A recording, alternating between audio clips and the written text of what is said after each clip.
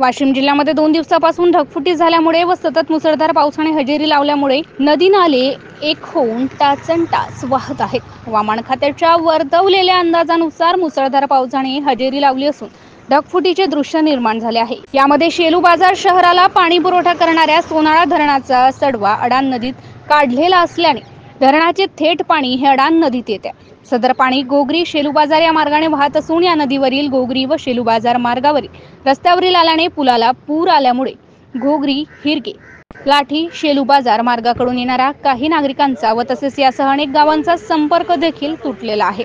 मुसळधार पावसामुळे नदीलगत असलेल्या शेतीतील सोयाबीन, तूर, उडीद, मूग, हळद, कपासी आणि भाजीपाल्यासह इतरही पिकांचे अतोनात नुकसान झाले आहे. याकडे प्रशासनाने तात्काळ लक्ष देऊन पंचनामे करावे व शेतकऱ्याला आर्थिक मदत द्यावी अशी मागणी सामाजिक कार्यकर्ते व छत्रपती फाउंडेशन संस्थापक अध्यक्ष गणेश नारायणराव बोथे यांनी व शेतकरी वर्ग करीत आहे.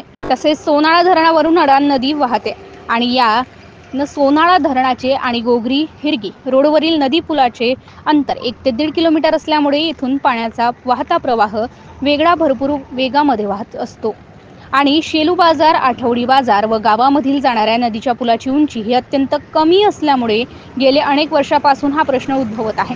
पावसाळा आला की हा प्रश्न फक्त डोईवर येतो, त्यानंतर याकडे कोणीही लक्ष देत नाही.